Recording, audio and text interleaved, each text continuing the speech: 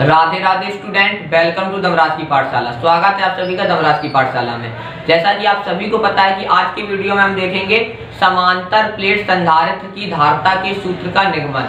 मतलब कि आज के वीडियो में हम डेरिवेशन करेंगे समांतर प्लेट संधारित्र के सूत्र का व्यंजक बोलें या सूत्र का निगमन करना सीखेंगे।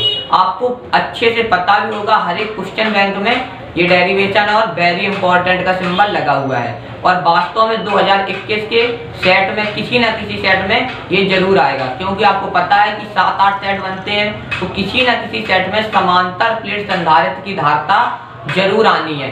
100% आएगी, ये बात आप याद रखना। इसलिए आप लोग वीडियो को अधिक से अधिक शेयर करें और वीडियो को लाइक करें। आशा है आपको वीडियो बहुत ही पसंद आएगा। तो स्टार्ट करते हैं आज का वीडियो। आपकी हेडिंग आपको दिख रही है, समांतर प्लेट संधारित्र की धारिता के सूत्र का निगमन कीजिए। क्या लिखा है? समांतर प्लेट संधारित्र के सूत्र की समांतर प्लेट संधारित्र की धारिता के सूत्र का निगमन कीजिए। ये इसका डायग्राम है। तो ये डायग्राम कैसे बना ये आपको हम थोड़ा सा बेसिक बता देते हैं, क्योंकि डायग्राम तो हमने पहले से बना रखा है। आपको सिखा दें आप कैसे बनाएंगे एग्जाम में। बहुत सरल है इसका डायग्राम बनाना। आपने दो प्लेटें रखी समांतर क्रम में। आपने पहली प्लेट को स्टूडेंट +q चार्ज दिया। क्या दिया? +q charge. जैसे स्टूडेंट आपने +q चार्ज दिया और दूसरी प्लेट को आपने अर्थ से जोड़ दिया। क्या किया? आपने अर्थ से ज्वाइंट कर दिया, मतलब कि पृथ्वी से जोड़ दिया। स्टूडेंट इसमें पहली प्लेट पर +q आवेश दिया तो +q आवेश फैल गया पूरे पृष्ठ में एक समान रूप से। जैसा कि आप सभी को पता है संधारित्र के सिद्धांत के अनुसार यदि इस पर प्लस है तो इस पर ऑटोमेटिकली -q आवेश प्रेरित हो जाएगा या उत्पन्न हो जाएगा। बस ये फिगर को सजाने के लिए हमने ये इस प्रकार से जोड़ दिया है ऐसे,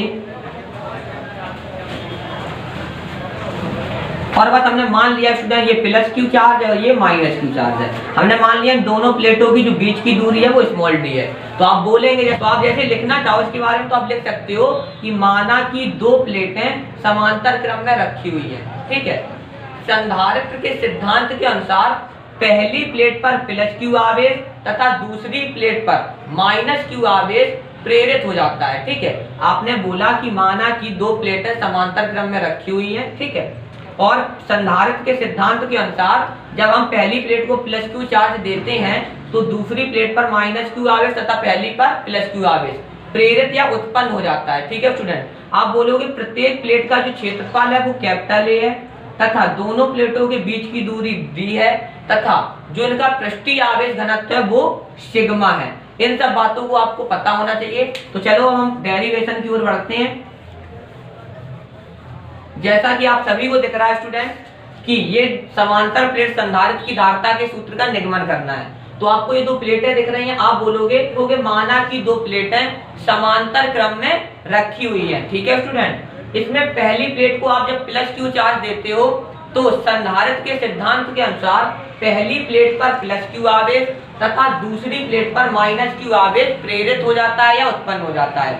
आप बोलोगे स्टूडेंट माना कि प्रत्येक प्लेट का जो क्षेत्रफल है वो कैपिटल A है तथा इनका जो पृष्ठीय आवेश घनत्व है वो क्या है? सिग्मा है। इतनी सी बात आपको याद होनी चाहिए। ये जो आपको लिख चुका है इसका आप स्क्रीनशॉट ले लीजिए। आप स्क्रीनशॉट लेते चलिए। देखिए स्टूडेंट, यदि आप स्क्रीनशॉट लेते चल रहे हैं तो आप फोन में एक कॉलम बनाइए गैलरी में। जैसे आज हम धारिता पाठ पढ़ रहे हैं काफी दिनों से, तो धारिता नाम का एक कॉलम बनाइए आप इमेज में। उसमें सारे धारिता के जितने स्क्रीनशॉट लिए हैं आपने वो सारे उसी में डाल दीजिए। मतलब कि आप उसमें एक ही उसमें जो आपने कॉलम बनाया हुआ है या जो बनाओगे आप फोल्डर, उस फोल्डर में आप सारी इमेज डाल दें या सारे स्क्रीनशॉट डाल दें। फिर जब आप धारिता पाठ को आपको रिवीजन में लाना है तो बस उन स्क्रीनशॉटों को आपको एक बार देखना है। ठीक है स्टूडेंट, जब हम गॉस की प्रमेय पढ़ेंगे तो इसी प्रकार आप पाठ का नाम डालना, गॉस की प्रमेय, एक फोल्डर बनाना, सारी गॉस की प्रमेय की वीडियो देखना और उनके स्क्रीनशॉट उसमें डाल लेना। ठीक है, और उन्हें रिवीजन में ले सकते हैं आप बहुत जल्दी। एग्जाम टाइम के लिए आप लिख तो सकते नहीं हर चीज अब बार बार। जैसे आपको का परसों एग्जाम है तो आपको जैसे गॉस की प्रमेय पढ़नी है। आपको पता है गॉस की प्रमेय और धारिता बेहद ही महत्वपूर्ण टॉपिक है और इन दोनों से कम 10 नंबर या 15 नंबर का एग्जाम में डेरिवेशन या थ्योरी आएगी। तो आप इनकी अलग अलग फोल्डर बनाएं और रिवीजन के लिए बस स्क्रीनशॉट को एक बार देखते चलें कि कैसे कराया था, और चाहें तो रफली उन्हें नोट कर सकते हैं। ठीक है स्टूडेंट, तो ये तो आप स्क्रीनशॉट ले ही लीजिए। आप समझना इस डेरिवेशन को हम कैसे करेंगे। अब हम देखते हैं इसका डेरिवेशन। जैसा कि आपके सामने हेडिंग डली हुई थी कि समांतर प्लेट संधारित्र की धारिता के सूत्र का निगमन। तो स्टूडेंट जैसा कि आपको पता है, अतः इस स्थिति में हम बोलेंगे उसके बाद, अतः इस स्थिति में प्लेटों के बीच उत्पन्न वैद्युत क्षेत्र की तीव्रता, आपको पता होगा दो समांतर प्लेटों के बीच जो वैद्युत क्षेत्र की तीव्रता होती है स्टूडेंट, वो होती है E बराबर सिग्मा अपॉन एप्सिलॉन नॉट। ये स्थिति स्टूडेंट जबकि है, ये स्थिति स्टूडेंट तब की है जब वैद्युत दो प्लेटें हो, क्या हो, दो प्लेटें, दो प्लेटों के बीच उत्पन्न वैद्युत क्षेत्र की तीव्रता होती है E बराबर सिग्मा अपॉन एप्सिलॉन नॉट। यदि एक की बात होती तो होती E sigma upon 2 epsilon not, क्या होता, सिग्मा अपॉन 2 एप्सिलॉन नॉट। यहाँ दो प्लेटों की बात है तो सिग्मा अपॉन एप्सिलॉन नॉट, ये चीज हम गॉस की प्रमेय में पढ़ेंगे। तो याद रखना सिग्मा आपका स्टूडेंट होता है पृष्ठीय आवेश घनत्व, क्या होता है, पृष्ठीय आवेश घनत्व, और इसकी परिभाषा होती है कि एकांक क्षेत्रफल पर उपस्थित या संचित आवेश को हम पृष्ठीय आवेश घनत्व कहते हैं। मतलब कि यदि एरिया का मान A हो जाए तो सिग्मा बराबर आपको क्या प्राप्त होगा, Q के। कब, जब आपका A का मान 1 मीटर स्क्वायर हो, तब की कंडीशन बता रहे हैं आपको।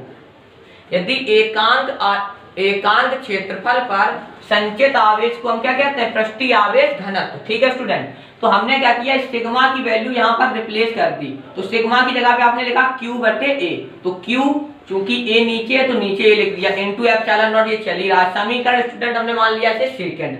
अब आगे देखना, चूंकि आपको पता है प्लेटों के बीच की दूरी स्टूडेंट क्या है, स्मॉल d है, तो आप बोलोगे यदि प्लेटों के बीच की दूरी d हो तब, मतलब कि जब प्लेटों के बीच की दूरी क्या हो, d, तो आपको ये सूत्र पता होगा E बराबर V अपॉन डी, मतलब कि विभव प्रवणता के सूत्र का हमने निगमन किया था, ये भी यूट्यूब पे डला हुआ है, आपको डिस्क्रिप्शन में इसकी लिंक मिल जाएगी। ठीक है स्टूडेंट, E बराबर V अपॉन डी, क्या है, E बराबर V अपॉन डी। जैसे ही आपने इसका क्रॉस मल्टीप्लाई किया स्टूडेंट, तो आपको पता है D यहाँ जाएगा तो V बराबर आपको प्राप्त हुआ ED। समीकरण मान लिया हमने थर्ड। स्टूडेंट समीकरण इस सेकंड का मान हमने इस E की, मतलब जो E का मान ये समीकरण सेकंड में निकला था, इस E की जगह पे हमने रिप्लेस कर दिया। इस समीकरण का मान हमने इस E की जगह पे क्या किया, रिप्लेस कर दिया।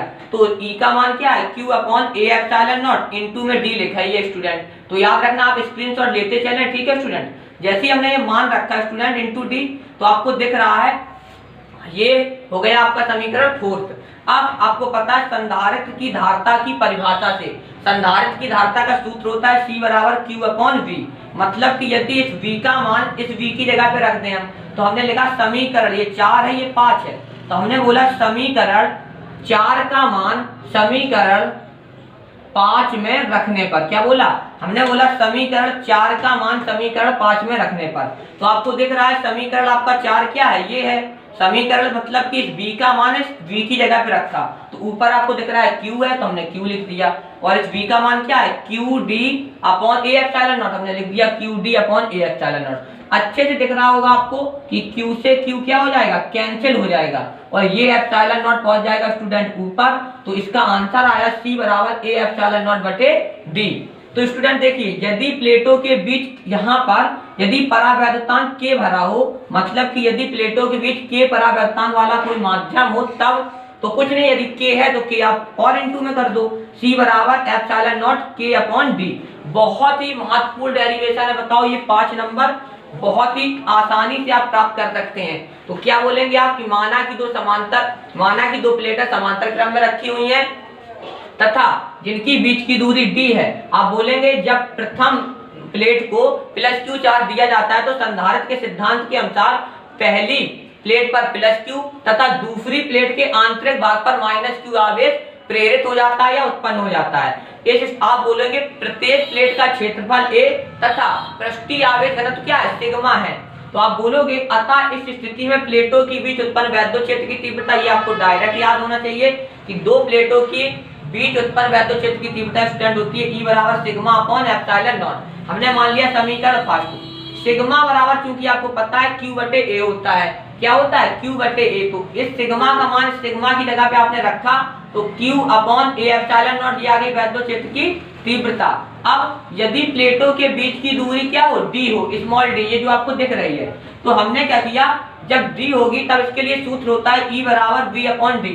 मतलब कि यदि प्लेटों के बीच की दूरी d हो तब जो इसका वो होता है, क्या नाम है, फॉर्मूला होता है वैद्युत क्षेत्र की तीव्रता का, वो होता है E बराबर V upon D. Clear student, हमने समीकरण जैसे इसका क्रॉस मल्टीप्लाई कराया तो डी यहाँ जाएगा, बी का मान आएगा ई डी। ठीक है स्टूडेंट, क्या आएगा ई डी। अब स्टूडेंट समीकरण सेकंड का मान समीकरण थर्ड में रखने पर क्या होगा, समीकरण सेकंड का मान समीकरण थर्ड में रख दिया हमने। जैसे ही समीकरण थर्ड में मान इसमें ई का मान रखा ये तो आ जाएगा ये मान हमने यहाँ पर रख दिया ई की जगह पे। क्या रखा हमने, Q upon A epsilon not, यही तो मान है, और इनटू में डी है, तो समीकरण से मान लिया हमने 4। संधारित्र की धारिता की परिभाषा से, क्योंकि आपको पता है C बराबर Q अपॉन V होता है फॉर्मूला, तो हमने समीकरण 4 का मान समीकरण 5 में रख दिया, या आप बोल सकते हो V का मान इसमें समीकरण 5 में रखने पर, तो V का मान क्या है, Q upon A epsilon not into D, और ऊपर ये Q दिया गया है तो ये Q आपका लिखा है, अपॉन में V का मान Q upon D upon Q into D upon A epsilon not. Q से Q स्टूडेंट हो गया कैंसिल, ये ए एप्सिलॉन नॉट ऊपर पहुंच गया, तो C बराबर क्या है, ए एप्सिलॉन नॉट बटे डी। अब याद रखना, यदि प्लेटों के बीच के परावर्तांक वाला कोई माध्यम हो तो आप के इनटू में कर देंगे। क्लियर स्टूडेंट, और ये भी क्वेश्चन आ सकता है पेपर में कि समांतर प्लेट संधारित्र की धारिता को प्रभावित करने वाले कारक कौन कौन से होते हैं। ये क्वेश्चन 2020 में ही पूछा जा चुका है और कई बार और भी एग्जाम में आ चुका है, तो ये भी आपको पता होना चाहिए। बहुत सिंपल है, चलो देखते हैं हम कि समांतर प्लेट संधारित्र की धारिता को प्रभावित करने वाले कारक कौन कौन से हैं। ठीक है, तो अब हम देखेंगे समांतर प्लेट संधारित्र की धारिता को प्रभावित करने वाले कारक। तो फॉर्मूले से ही आप लिख सकते हो, वैसे आ गया था ये 4 नंबर में क्वेश्चन, तो आप लोग सोच रहे होंगे कौन कौन से कारक इसे प्रभावित करेंगे। फॉर्मूला तो आपको याद होना चाहिए, C बराबर epsilon not K upon epsilon not K upon D. तो पहला आपको पता है एप्सिलॉन नॉट यहाँ पे कांस्टेंट है, नियतांक है, इसकी वैल्यू 8.85 × 10 की पावर -12 क्या होता है, कूलाम स्क्वायर प्रति न्यूटन मीटर स्क्वायर। ठीक है, तो आप यदि इसकी वैल्यू तो याद है क्योंकि ये नियतांक है, तो इससे तो कोई प्रभाव पड़ेगा नहीं। के क्या होता है स्टूडेंट, परावर्तांक। मान लिया कि इस समांतर प्लेटों के बीच कोई के परावर्तांक भरा हुआ है, तो आपको दिख रहा है जो C है वो के क्या है, अनुक्रमानुपाती, तो नंबर 1 आप देखिए। और यहाँ पे दूसरा नंबर भी देख लीजिए, ए जो क्षेत्रफल है ये भी धारिता के क्या है, अनुक्रमानुपाती, बट जो बीच की दूरी है वो C अर्थात धारिता के व्युत्क्रमानुपाती है। तो आप लिखोगे नंबर 1 के, मतलब कि सब के क्या है, धारिता के अनुक्रमानुपाती। तो आप बोलोगे यदि प्लेटों के बीच परावर्तांक के का मान बढ़ेगा तो धारिता का मान भी बढ़ेगा, क्योंकि के क्या है, अनुक्रमानुपाती या समानुपाती। और दूसरा बोलोगे आप यदि प्लेटों के बीच प्लेटों का एरिया, क्या बोलोगे, यदि प्लेटों का क्षेत्रफल बढ़ेगा तो भी समांतर प्लेट संधारित्र की धारिता बढ़ेगी। तीसरा पॉइंट है आपका स्मॉल डी, क्योंकि आपको पता है यदि इन दोनों प्लेटों के बीच की दूरी को आप बढ़ाओगे तो दूरी यदि बढ़ेगी तो जो धारिता होगी वो घटेगी, यदि दूरी घटेगी तो धारिता बढ़ेगी, क्योंकि जो धारिता है वो डी के क्या है, व्युत्क्रमानुपाती। तो यही 3 कारक हैं, आप इसका स्क्रीनशॉट ले सकते हैं। ठीक है स्टूडेंट, अब हम देखेंगे इसका बेहद ही महत्वपूर्ण न्यूमेरिकल। तो अब हम देखेंगे इसका न्यूमेरिकल कैसे आ सकता है, आएगा यदि किसी संधारित्र की दोनों प्लेटों के बीच की दूरी को पहले से आधा कर दिया जाए। क्या कर दिया जाए, पहले से आधा कर दिया जाए, तो धारिता पर क्या प्रभाव पड़ेगा। बोलेगा आपसे कि यदि किसी संधारित्र की दोनों प्लेटों की बीच की दूरी को पहले का क्या कर दिया जाए, आधा कर दिया जाए, तो संधारित्र की धारिता पर क्या प्रभाव पड़ेगा। ठीक है स्टूडेंट, तो देखते हैं, बहुत सिंपल है, आपको चूंकि पता है फॉर्मूला होता है C बराबर ए एप्सिलॉन नॉट बटे डी, क्योंकि यहाँ पर परावर्तांक की तो बात की नहीं है स्टूडेंट। इसे मान लिया हमने समीकरण फर्स्ट। अब आप गौर से देखना, प्रश्नानुसार, किसके अनुसार, प्रश्न के अनुसार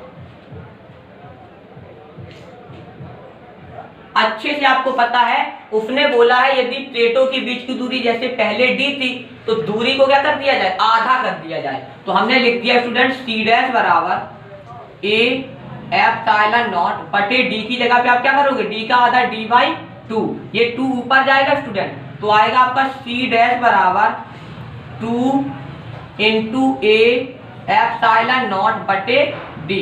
आप लिखोगे फ्रॉम इक्वेशन फर्स्ट, क्या बोलोगे आप, फ्रॉम इक्वेशन फर्स्ट, मतलब कि आप गौर से देखो ये ए एप्सिलॉन नॉट बटे डी किसका मान है, C का, समीकरण फर्स्ट का, तो इसकी जगह पे आप क्या रिप्लेस कर सकते हैं C। अर्थात C डैश बराबर आपका क्या आया 2C। मतलब कि यदि प्लेटों के बीच की दूरी को आप आधा करेंगे तो जो धारता होगी वो पहले से 2 गुना हो जाएगी। यदि दूरी बढ़ेगी तो धारता घटेगी और दूरी घटेगी तो धारता बढ़ेगी। तो यहाँ पर दूरी को आधा किया है यानी कम किया है तो धारता ऑब्वियसली है कि बढ़ेगी। आशा है स्टूडेंट आपको वीडियो बेहद ही पसंद आया होगा। तो वीडियो अगर पसंद आए तो वीडियो को अधिक से अधिक शेयर करें तथा चैनल को सब्सक्राइब करें। ये सारे न्यूमेरिकल हम आगे देखेंगे जब हम धारता पार्ट पूरा खत्म कर देंगे। Thank you so much.